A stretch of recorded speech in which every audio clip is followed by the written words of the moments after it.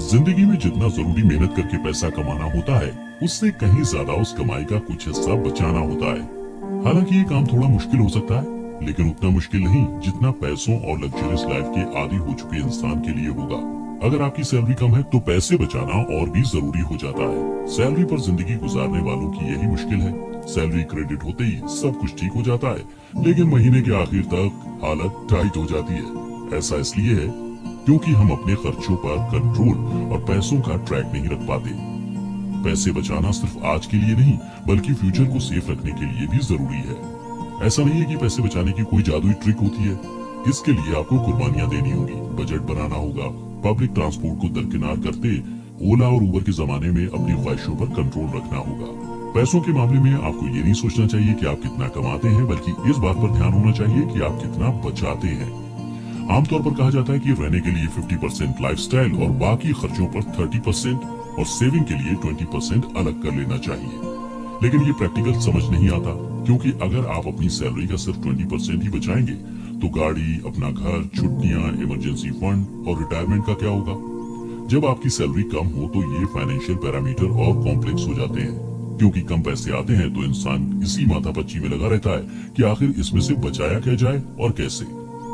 आज सक्सेस और हैप्पीनेस के इस वीडियो में हम मिडिल क्लास सेक्शन की इसी प्रॉब्लम का सॉल्यूशन लेकर आए हैं।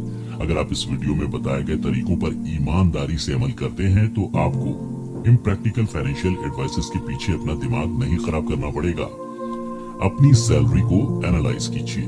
सोसाइटी में हर तरह के लोग होते हैं, कुछ अमीर, कुछ मिडिल क्लास, कुछ लोअर मिडिल क्लास और गरीब। हर शख्स इनमें से ही किसी न किसी कैटेगरी में आता है और हर इंसान का अपना लिविंग स्टैंडर्ड होता है। साइकिल से ऑफिस जाने वाला पियोन और मर्सिडीज से आने वाला मालिक दोनों ही एक ऑफिस पहुंचते हैं। 1 लाख का सूट पहनने वाले और 100 रुपए का शर्ट पहनने वाले दोनों के तन पर कपड़े होते हैं, बस फर्क सिर्फ उनके लिविंग स्टैंडर्ड का होता है। कहने का मतलब यह है कि हर किसी के लिए उसकी कमाई और हैसियत के हिसाब से फैसिलिटीज मौजूद है, इसलिए हर कोई अपनी कमाई के हिसाब से अपना लिविंग स्टैंडर्ड रख सकता है। आपको अपनी सैलरी एनालाइज करके अपने इसी लिविंग स्टैंडर्ड का फैसला लेना होगा और जानना होगा कि आप किस कैटेगरी में आते हैं, ताकि आप डिसाइड कर सके कि आप किस लेवल का लिविंग स्टैंडर्ड अफोर्ड कर सकते हैं। रूटीन बजट बनाइए और हर महीने इवैल्यूएट कीजिए। Why they didn't teach me this in school नाम की किताब में ऑफर कहते हैं कि अगर आपको फाइनेंशियली इंडिपेंडेंट बनना है तो बजट बनाने की आदत डालिए और हर महीने के आखिर में उसे इवैल्यूएट कीजिए। हम पैसे इसलिए बचाते हैं ताकि एक बजट के बाद हम फाइनेंशियली फ्री हो सकें। बजट बनाना पैसे बचाने का बहुत कारगर तरीका है। बजट बनाने का ये मतलब नहीं है कि आप अपने मन में सोच लें कि इस महीने ये खरीदा जाएगा और यहाँ खर्च नहीं होगा। अपने एक एक पैसे का रिटेन बजट बनाइए। इस बजट के जरिए आपको इंश्योर करना होगा कि हर महीने जितना पैसा चाहता है उससे ज्यादा आपकी जेब में आए। बजट के 3 स्टेप्स होते हैं। सबसे पहले महीने की शुरुआत में बजट बनाइए, फिर पूरे महीने उस बजट के हिसाब से काम करने की कोशिश कीजिए और महीने के आखिर में इवैल्यूएट कीजिए। अपने खर्चों को ट्रैक करने के लिए आप बिल्स का इस्तेमाल कर सकते हैं या फिर डायरी में भी लिख सकते हैं। इस तरीके से आप महीने के एंड में एनालाइज कर सकेंगे कि कहां आपने ज्यादा पैसे खर्च कर दिए, किस चीज की जरूरत ही नहीं थी। फ्यूचर में आप किस तरीके से और ज्यादा पैसे बचा सकते हैं। शुरुआत में इस बजट को फॉलो करना थोड़ा मुश्किल हो सकता है, लेकिन वक्त के साथ ये बजट आपको फाइनेंशियली स्ट्रॉन्ग बना देगा। 1-2 बार करने के बाद ये आसान भी लगने लगेगा। पहले बचाइए, फिर खर्च कीजिए। आमतौर पर यही होता है कि सैलरी आते ही हम बिल पे करने और बजटिंग करने में लग जाते हैं। इस तरह कुछ भी ऊपर नीचे होने पर या खर्चे बढ़ने पर हमें अपनी सेविंग से ही समझौता करना पड़ता है। इसे स्पेंड बजट कहते हैं। इसके उलट सेविंग बजट पर फोकस कीजिए, मतलब कितना कहाँ खर्च होगा सोचने से पहले सैलरी का कुछ हिस्सा बचत के रूप में साइड कर दीजिए। हालांकि अगर आपकी सैलरी उस हिसाब से कम है तो आप 15 से 20% ही सेव कर पाएंगे, लेकिन अगर आपकी ठीक ठाक सैलरी है तो लॉन्ग टर्म में आपका खुद का घर खरीदने, कार खरीदने या कहीं घूमने जाने का इरादा होगा, ऐसे में ये परसेंटेज बढ़ा दीजिए। इससे आपके पास महीने का खर्च चलाने के लिए सैलरी का बचा हुआ हिस्सा ही रह जाएगा और जो भी समझौते होंगे वो सेविंग से नहीं बल्कि खर्चों से होंगे। खर्च कम कीजिए और अपनी प्रायोरिटीज सेट कीजिए। खर्च कम करने का मतलब ये नहीं कि आप अपने जरूरी सामानों से समझौता करना शुरू कर दें। इसका मतलब ये है कि उन खर्चों को पहचानिए जो आपके लिए जरूरी नहीं है, लेकिन फिर भी हो जाते हैं और आप समझ नहीं पाते कि पैसे कहाँ चले गए।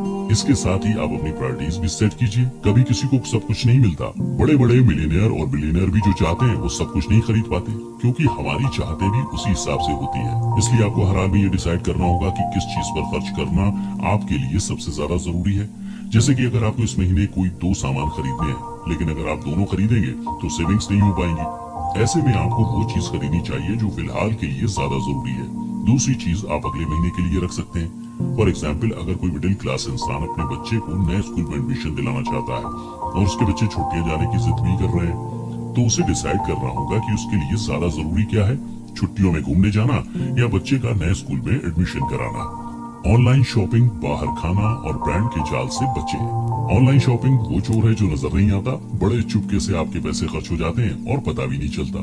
आपने नोटिस किया होगा कि हम कभी भी ऑनलाइन शॉपिंग ऐप इसलिए नहीं खोलते कि हमें किसी सामान को खरीदने की जरूरत है। ज्यादातर जब हम बोर होते रहते हैं तो ऐप खोलकर सामान देखने लगते हैं और कोई ना कोई चीज हमें ऐसी दिख जाती है जो या तो बहुत पसंद आ जाती है या हमें लगता है कि हमें इसकी जरूरत है, लेकिन खरीदने के बाद एहसास होता है कि हमने बिना वजह उस पर पैसे खर्च कर दिए।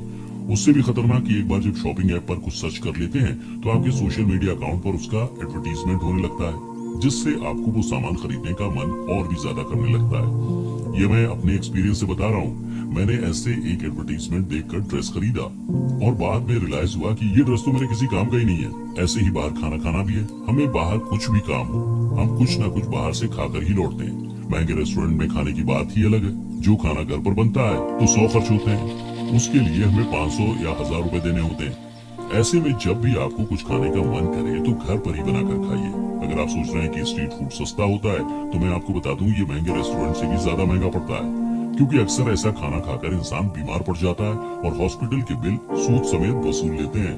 अब बात करते हैं ब्रांड की। आज की जनरेशन ब्रांडेड पहनने और ब्रांडेड चीज रखने की शौकीन है। ब्रांड जरूरत नहीं बल्कि शौक और लग्जरी है जो अच्छे अच्छे रईसों को भी बेहाल कर सकता है, तो कम सैलरी वालों की तो हालत ही खस्ता हो जाएगी। इसलिए सिंपली अपनी जरूरतों के हिसाब से पहनिए, ब्रांड के हिसाब से नहीं, क्योंकि ब्रांडेड चीजों में आप चीजों को नहीं बल्कि ब्रांड के नाम की कीमत अदा कर रहे होते हैं। अपनी सेहत का ख्याल रखिए। यूं तो बीमार हो जाना या सेहतमंद रहना हमारे हाथ में नहीं है, लेकिन ये बात एकदम क्रिस्टल क्लियर है कि बीमारी इंसान को रास्ते पर ला सकती है। जान है तो जहान है, और अगर अच्छी सेहत है तो अच्छी बचत भी है। ऐसी बहुत सारी बीमारियां हैं जो बढ़ती उम्र या किसी और ऐसी वजह से होती हैं जो हमारे हाथ में नहीं है, लेकिन इसे नकारा नहीं जा सकता कि बहुत सारी बीमारियां हमारी लापरवाही और लाइफस्टाइल की वजह से भी होती हैं, जिसके लिए हॉस्पिटल के हजारों लाखों का बिल भरना पड़ता है। दोस्तों, मुझे ये बात हाल ही में रियलाइज हुई जब मैं सिर्फ जरूरत भर पानी ना पीने और हेल्दी ना खाने की वजह से बीमार हो गया था और कई दिन हॉस्पिटल में रहना पड़ा। हॉस्पिटल को तगड़ी कीमत अदा करनी पड़ी। इसलिए सेहत का ख्याल रखिए, ये आपका सबसे बड़ा एसेट है। और अगर आपकी सैलरी कम है तो अपनी सेहत का और ज्यादा ख्याल रखिए, क्योंकि हो सकता है कि आपको बीमारी हो जाए तो खुद का इलाज कराने के पैसे हो ही ना। बचे हुए पैसों का सही इस्तेमाल कीजिए। कहते हैं अगर आप सिर्फ अपनी सैलरी पर जिंदगी गुजार रहे हैं तो आप गरीबी से सिर्फ एक कदम दूर हैं, और ये बात सच भी है। सोच कर देखिए, आपने सालों पैसे सेव किए और घर में किसी को कोई बड़ी बीमारी हो गई या कोई और एक्सीडेंट हो गया तो आपकी बरसों की सेविंग एक झटके में चली जाएगी और आप एकदम कंगाल हो जाएंगे। इसलिए बचाए गए पैसों को अलमारी में रखने के बजाय उनका सही जगह इस्तेमाल कीजिए। अपने पैसों को काम पर लगाइए। आपको इन्वेस्टमेंट करनी चाहिए, लेकिन याद रखिए ऐसे किसी जगह इन्वेस्ट मत कीजिए जहां ज्यादा जोखिम हो, क्योंकि मुमकिन है कि इससे आपकी मेहनत की कमाई डूब जाए। इसलिए मार्केट की रिसर्च कीजिए और सही जगह इन्वेस्ट कीजिए।